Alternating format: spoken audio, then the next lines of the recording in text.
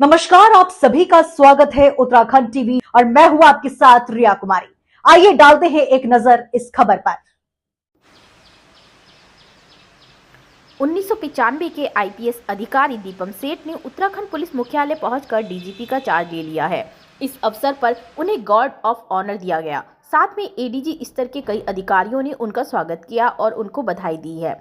Police मुख्यालय में 1995 के आईपीएस दीपम सेठ ने उत्तराखंड पुलिस महानिदेशक का चार्ज संभाल लिया है।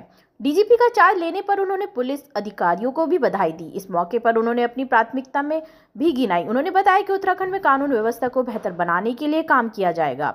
जरूरत के लिहाज से कुछ भी बदलाव होना या किए जाने की भी बात कही। साथ ही उत्तराखंड में आम लोगों की समस्याओं के निस्तारण पर सबसे ज्यादा फोकस किया जाने को भी आश्वस्त किया। इसी तरह से यातायात व्यवस्था को लेकर भी प्लान बनाने की बात कही। डीजीपी दीपम सेठ का कहना है कि उत्तराखंड पुलिस सभी चुनौतियों का मुकाबला करने के लिए सक्षम है। ऐसे में उत्तराखंड के पुलिस जवान बेहतर काम करेंगे। उनका कहना है कि अपराधियों के खिलाफ सख्त कार्रवाई की जाएगी। इनामी बदमाशों की गिरफ्तारी के लिए सघन अभियान चलाया जाएगा। कानून व्यवस्था बेहतर हो, इसके लिए सत्यापन प्रक्रिया को और तेज किया जाएगा।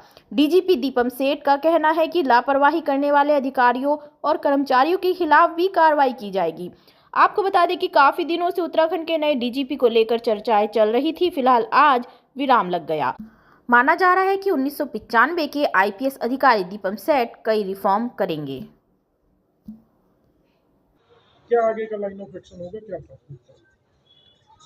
देखिए, ये देवभूमि से जो मेरा जुड़ाव है वो बहुत लंबा है। लगभग 45 साल से ऊपर जब मैं पहली बार यहाँ नैनीताल में अपनी पढ़ाई के लिए आया था कक्षा 8 में, और तब से ये अवसर मिला, सर्विस में भी अवसर मिला है कि यहाँ के पुलिस बल के साथ कार्य करूं।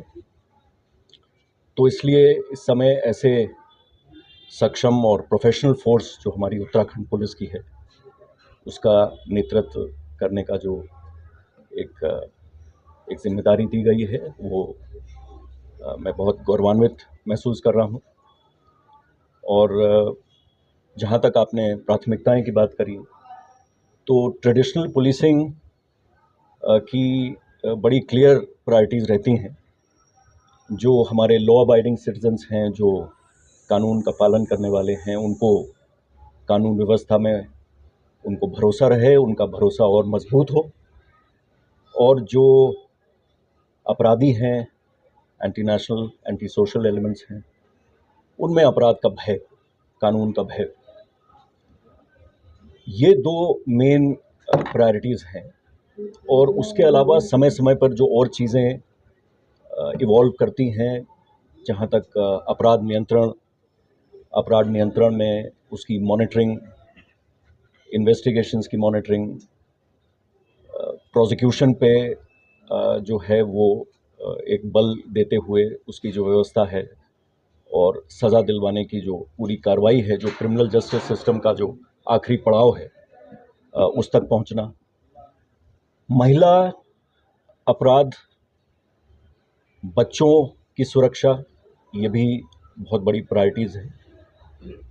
ड्रग्स फ्री उत्तराखंड, इस ओर जो मुहिम ऑलरेडी चल रही है, उसको अन्य राज्यों से, सीमावर्ती राज्यों से समन्वय करके और जो केंद्रीय एजेंसीज़ हैं उनके साथ समन्वय करके उनको उस मुहिम को आगे बढ़ाना है। उस तरह के सिंडिकेट्स को पूरी तरह से जो है वो उनके पीछे कार्रवाई की जाएगी। साइबर अपराध एक और फोकस का एरिया है।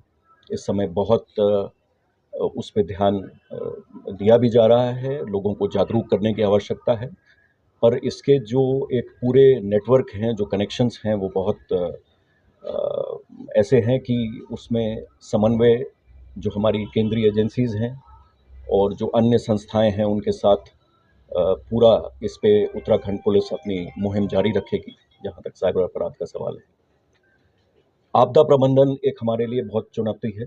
हमारे राज्य की जो विषम भौगोलिक परिस्थितियां हैं, तो आपदा प्रबंधन अपने आप में एक बहुत मजबूत होना चाहिए। उसकी जो SDRF है, उसके जो उपकरण हैं, उसकी जनशक्ति है, उनकी जो ट्रेनिंग है, उनका प्रशिक्षण है, ये सब चीज़ पे भी बल दिया जाएगा।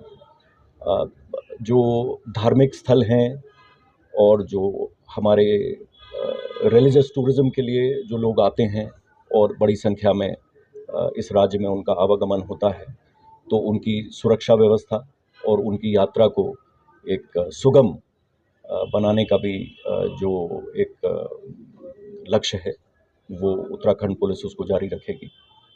और साथ में यातायात प्रबंधन पूरे राज्य के लिए एक बहुत अहम विषय है और इसके साथ ही सड़क सुरक्षा का भी एक इशू जुड़ा हुआ है, जिस पे कार्रवाई चल रही है और शासन के अन्य संस्थाएं और डिपार्टमेंट्स के साथ जहां इस तरह की एक योजना बनाने की आवश्यकता है, जिससे कि और बेहतर यातायात संचालित हो और सड़क सुरक्षा के प्रति और मजबूत कार्रवाई हो, ये भी एक अहम जो है वो लक्ष्य है। और अंत में मैं दो चीज़ों पे और बल देना चाहूँगा, बाकी तो आगे आप लोग के साथ जैसे जैसे रिव्यू होगा और चीज़ें हम लोग चर्चा करते रहेंगे आप लोग से।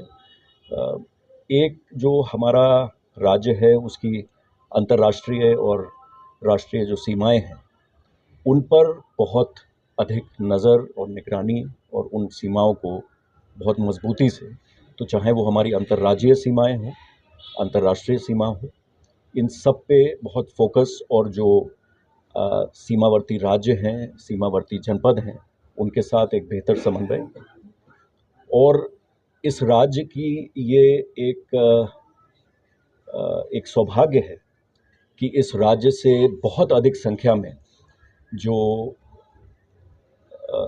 एक्स सर्विसमैन यहाँ पे